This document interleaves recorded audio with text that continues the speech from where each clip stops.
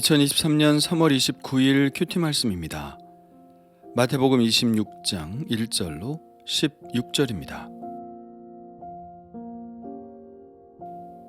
예수께서 이 말씀을 다 마치시고 제자들에게 이르시되 너희가 아는 바와 같이 이틀이 지나면 유월절이라 인자가 십자가에 못 박히기 위하여 팔리리라 하시더라.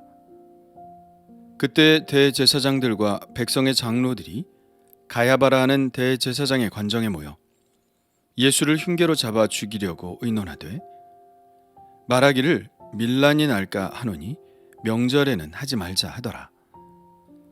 예수께서 베다니 나병 환자 시몬의 집에 계실 때에 한 여자가 매우 귀한 향유 한 옥합을 가지고 나와서 식사하시는 예수의 머리에 부으니 제자들이 보고 분개하여 이르되 무슨 의도로 이것을 허비하느냐. 이것을 비싼 값에 팔아 가난한 자들에게 줄 수 있었겠도다 하거늘 예수께서 아시고 그들에게 이르시되 너희가 어찌하여 이 여자를 괴롭게 하느냐. 그가 내게 좋은 일을 하였느니라. 가난한 자들은 항상 너희와 함께 있거니와 나는 항상 함께 있지 아니하리라. 이 여자가 내 몸에 이 향유를 부은 것은 내 장례를 위하여 함이니라. 내가 진실로 너희에게 이르노니 온 천하에 어디서든지 이 복음이 전파되는 곳에서는 이 여자가 행한 일도 말하여 그를 기억하리라 하시니라. 그때 12 중에 하나인 가룟 유다라 하는 자가 대제사장들에게 가서 말하되 내가 예수를 너희에게 넘겨주리니 얼마나 주려느냐 하니 그들이 은 30을 달아주거늘 그가 그때부터 예수를 넘겨줄 기회를 찾더라. 아멘. 오늘부터 시작되는 26장은 마태복음의 마지막 단원으로 예수님의 순환과 죽음과 부활을 다루고 있습니다. 예수님은 지금까지 마지막 때에 일어난 일들에 대해서 말씀하셨는데요. 그 이유는 제자들로 하여금 당신이 이제 십자가에 못 박혀 죽더라도 실망하지 않도록 하기 위한 것입니다. 이 말씀들을 잘 새겨들었다면 제자들은 예수님의 죽으심에 절망하지 않을 것입니다. 예수님은 다시 오셔서 당신의 자녀들을 구원하시고 이 세상을 심판하실 것이기 때문이죠. 이렇게 말세에 일어날 일에 관해 단단히 말씀하신 후 이제 예수님은 당신이 이 땅에 오신 제1의 목적을 이루려 하십니다. 날짜는 이미 정해졌습니다. 바로 이틀 후 6월절에 예수님은 십자가에 못 박히기 위해 팔릴 것입니다. 그러나 대제사장들과 장로들의 생각은 좀 다른 것 같죠? 그들은 이미 예수님을 잡아 죽이기로 결정을 내렸습니다. 하지만 그 날을 잡는 데는 좀 더 신중했죠. 그들은 6월절은 가급적 피하자고 합니다. 왜냐하면 명절에는 사람들이 많이 모이니 잘못했다가는 밀란이 날 수도 있기 때문입니다. 밀란이야말로 그들이 막고자 하는 최악의 상황이죠. 밀란이 날까봐 예수님을 죽이려고 하는 것인데 그것 때문에 오히려 밀란이 나면 낭패이기 때문입니다. 그들이 이렇게 밀란을 걱정했던 것은 당시 예수님의 영향력이 얼마나 컸는지를 보여주는 것이죠. 그들은 예수님이 예루살렘 성에 입성하실 때 많은 인파와 그들의 외치는 찬양 소리에 놀랐습니다. 생각보다 많은 사람들이 예수님을 지지하고 있음을 보고 좀 더 신중해지기를 원했겠죠. 그래서 가급적 명절은 피하기로 했는데 그런데 그들의 마음대로 될까요? 사람이 아무리 때를 정하고 싶어도 모든 것의 때를 정하시는 것은 하나님이십니다. 모든 것은 하나님이 정하신 대로 이루어지는 것이죠. 전도서 말씀과 같습니다. 하나님이 모든 것을 지으시되 때를 따라 아름답게 하셨고 하나님이 하시는 일의 시종을 사람으로 측량할 수 없게 하셨도다. 하나님이 때를 정하신다는 것은 다시 말하면 예수님의 십자가의 죽으심은 그들이 계획한 것이 아니라 하나님이 계획하신 것이라는 사실을 드러내는 것이죠. 아무리 계획한들 사람이 어떻게 하나님을 죽일 수 있겠습니까? 하나님께서 우리의 죄를 대신해서 스스로 죽어주신 것이죠. 예수님의 순환이 있기 전 마태복음은 매우 뜻깊은 사건 하나를 소개하고 있는데요. 그것은 바로 한 여자가 향유 옥합을 깨뜨린 사건입니다. 예수님께서 베다니 나병 환자 시몬의 집에 계실 때입니다. 베단이라는 동네는 예루살렘 성 밖에 위치한 동네죠. 나병 환자인 시몬은 부자였고 바리새인이었지만 나병 환자였기 때문에 성 안에서는 살 수 없었습니다. 그래서 성 밖 베다니에 거주하였죠. 그때 한 여자가 매우 귀한 향유 한 옥합을 가지고 나와서는 식사하시는 예수님의 머리에 부었습니다. 제자들은 이 일에 매우 분개했습니다. 왜 분개했을까요? 그 여인의 돌발적인 행동 때문이었을까요? 무례했기 때문일까요? 그러나 곧 그것이 아님이 밝혀지죠. 제자들은 매우 귀한 향유를 허비하였기 때문에 그녀에게 분개한 것입니다. 그들은 말합니다. 무슨 의도로 이것을 허비하느냐?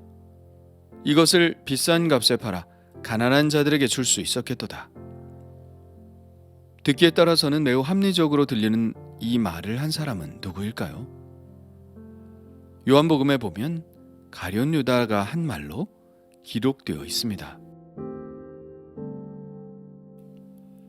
자기 딴에는 매우 합리적이고 또 의로운 발언이라고 생각했겠지만 용기를 내서 자신의 모든 것을 바쳐 예수님께 향유를 부은 이 여인에게는 큰 상처가 되는 말이었을 것입니다. 그리고 예수님도 무안하셨겠죠. 이 여인이 예수님을 위해 향유를 부은 것이 졸지에 허비한 것이 되었으니 말입니다.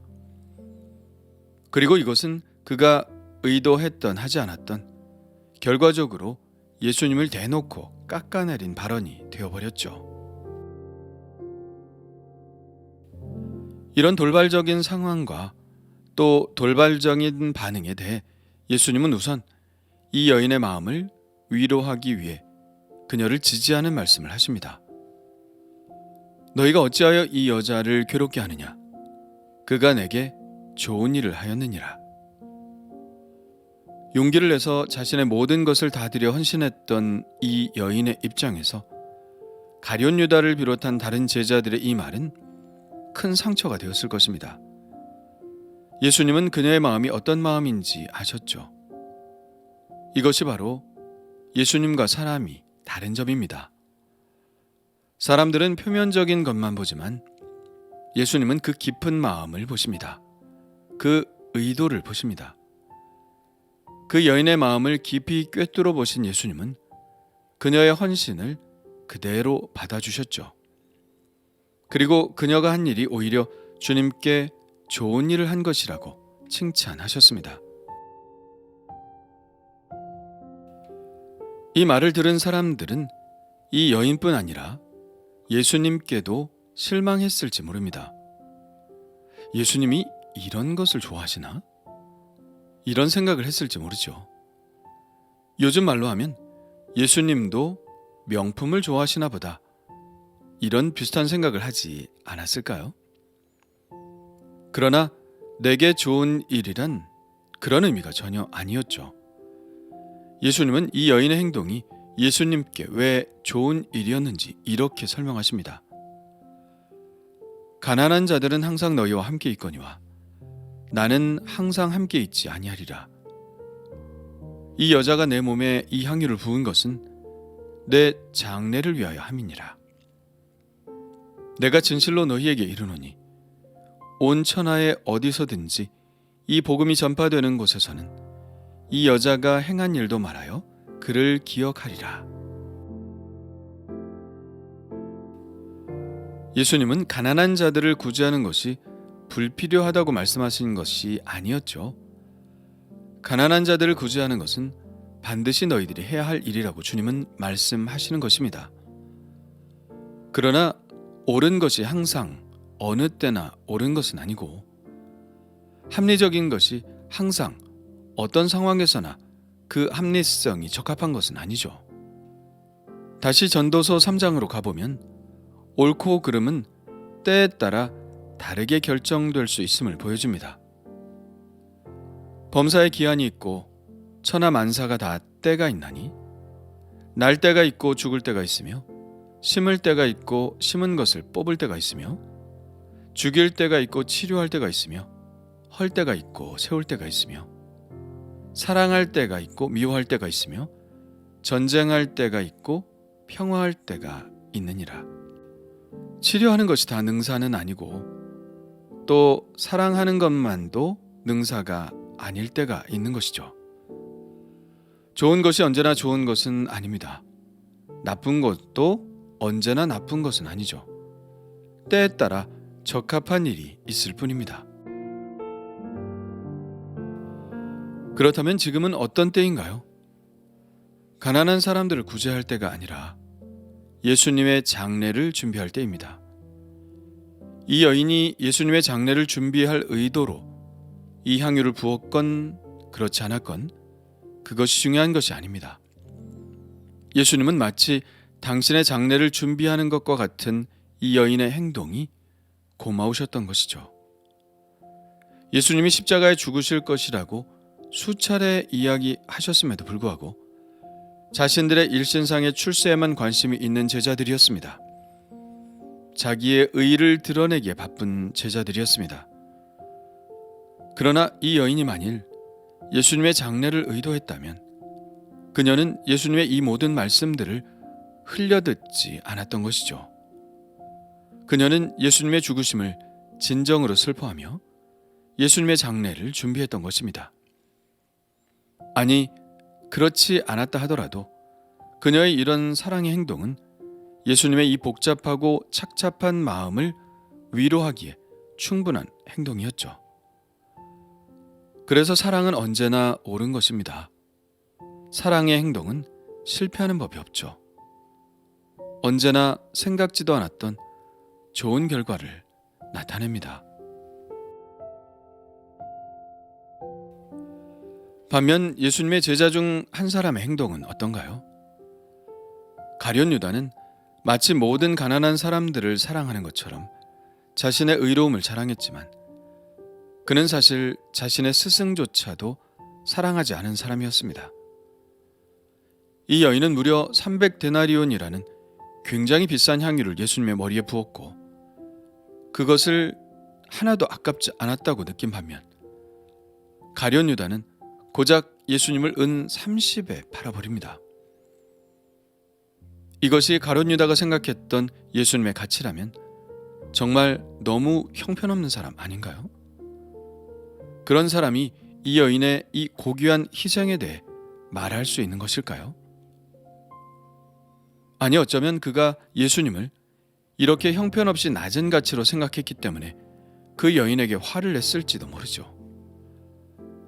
사실 은 30이라는 가치는 너무나 낮은 가격입니다. 출애굽기 21장 32절에 보면 이런 말씀이 있습니다.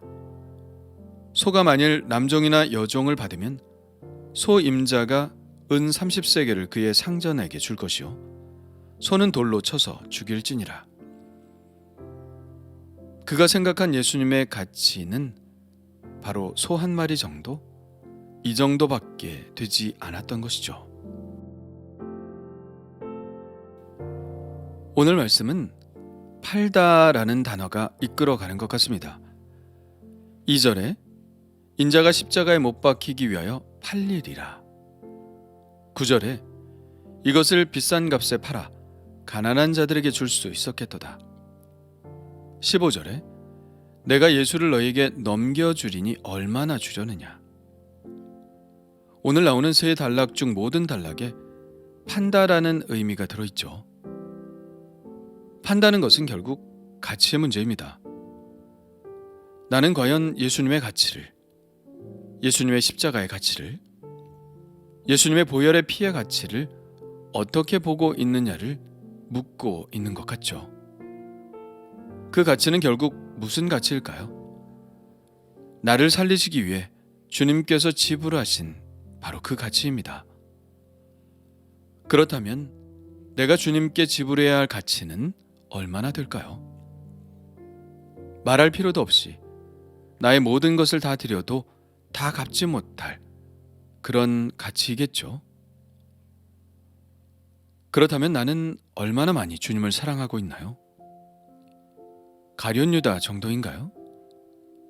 아니면 매우 귀한 향유 옥합을 부은 이 여인의 마음만큼인가요?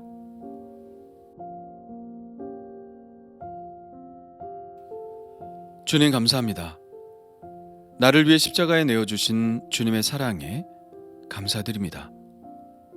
그 희생의 값은 바로 나를 살리시기 위해 치르신 값임을 고백합니다. 그러므로 저는 저의 모든 것을 다 드려도 도저히 갚을 수 없는 것임을 또한 고백합니다.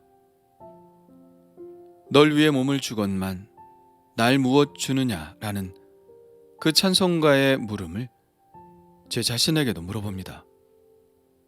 주님, 이 여인처럼 향유를 주님의 머리에 부을 수 있는 믿음을 주옵소서. 다 드려도 아깝지 않은 헌신을 주님께 드리게 하옵소서. 예수님의 이름으로 기도합니다. 아멘.